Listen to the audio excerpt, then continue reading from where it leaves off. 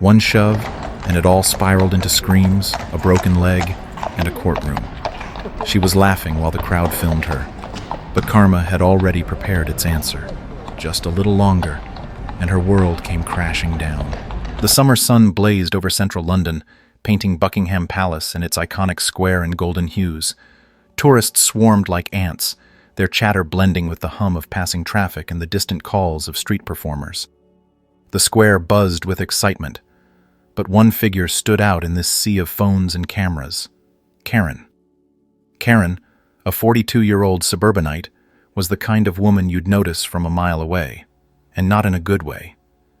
Her fiery red bob framed a face plastered with too much makeup, the neon pink lipstick practically glowing under the sunlight. She wore a bright t-shirt emblazoned with the words, "I do what I want," in bold letters, as if it were her personal manifesto. Karen didn't just walk. She strutted, her sneakers hitting the cobblestones with an exaggerated bounce. Her laugh, a sharp, grating sound, pierced through the crowd as she commented on everything and everyone. "This place is like a postcard, but where's the fun?" she declared, waving her arms.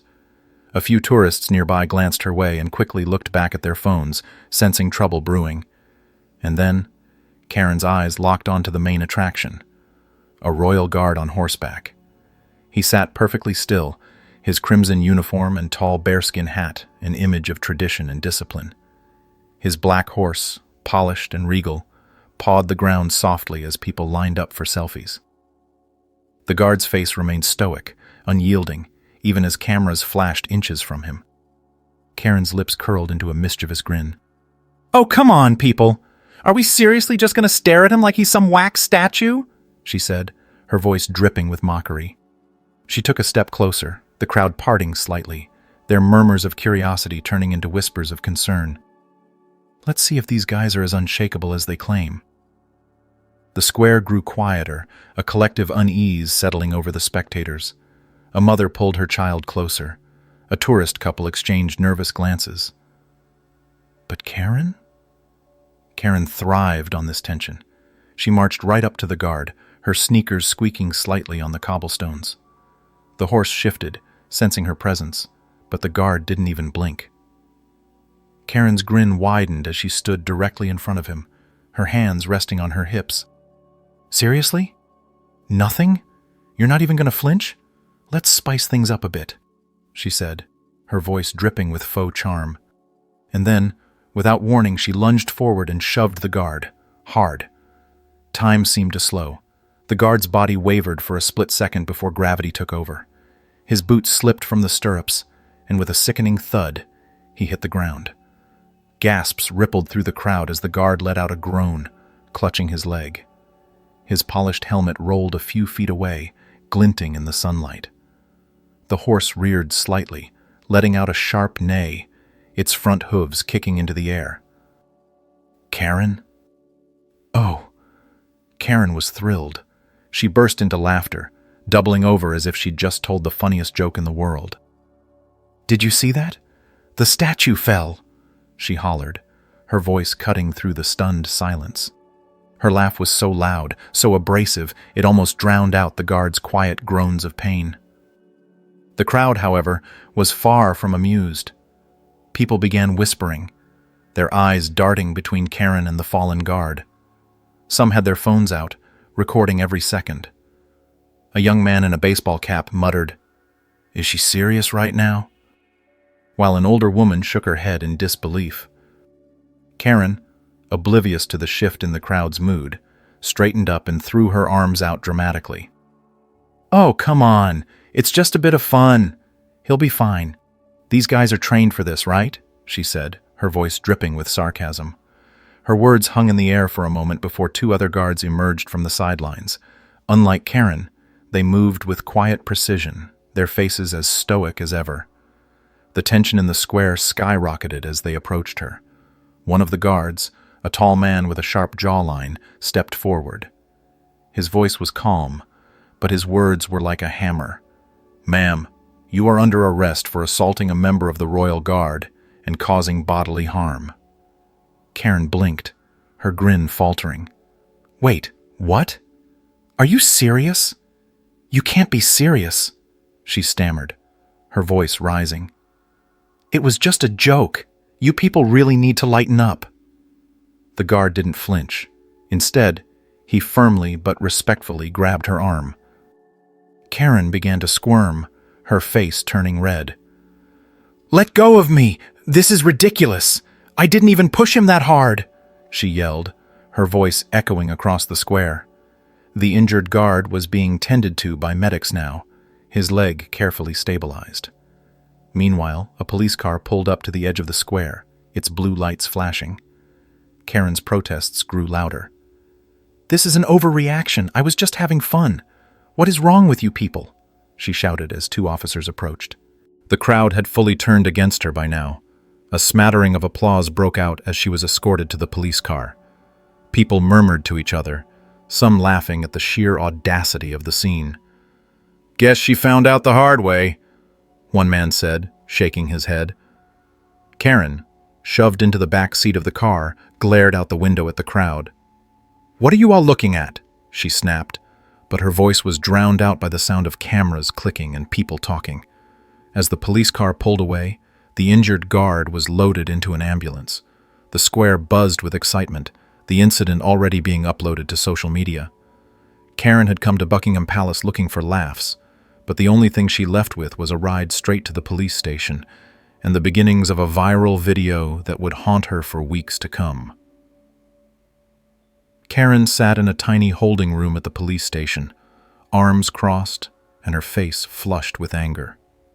She was on a mission to convince anyone within earshot that this entire situation was one big misunderstanding. "These people have no sense of humor. Seriously, who gets this worked up over a little fun?" she huffed, her voice bouncing off the sterile walls.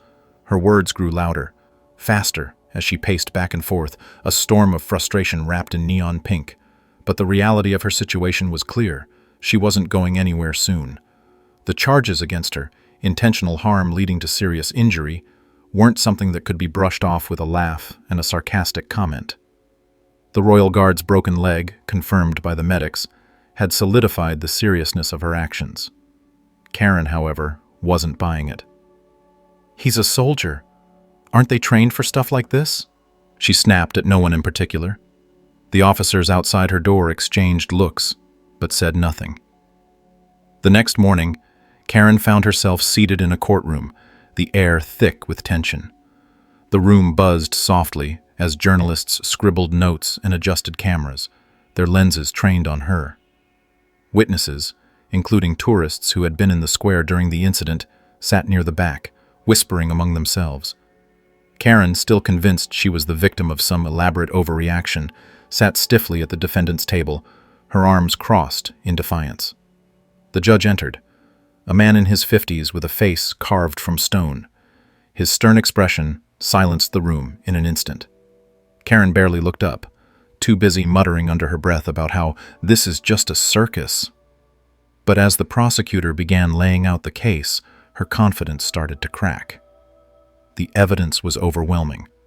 First, there was the video, the same clip that had gone viral overnight. It played on a large screen for everyone to see, showing Karen's dramatic shove, the guard's fall, and her loud, mocking laughter afterward. The murmurs in the room grew louder as the video looped, every angle more damning than the last. Karen's face turned a deeper shade of red, her confidence faltering. Next came the witness testimonies. A young man who had been filming the scene described her behavior as completely reckless. A woman with her daughter recounted how frightened the child had been when the guard fell and the horse reared.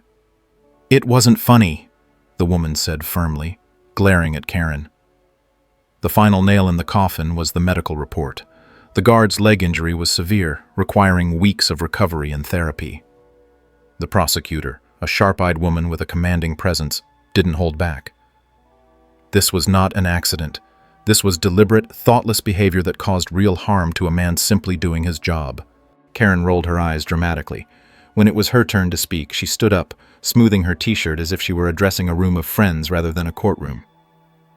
"Look, this is ridiculous," she began, her voice dripping with condescension.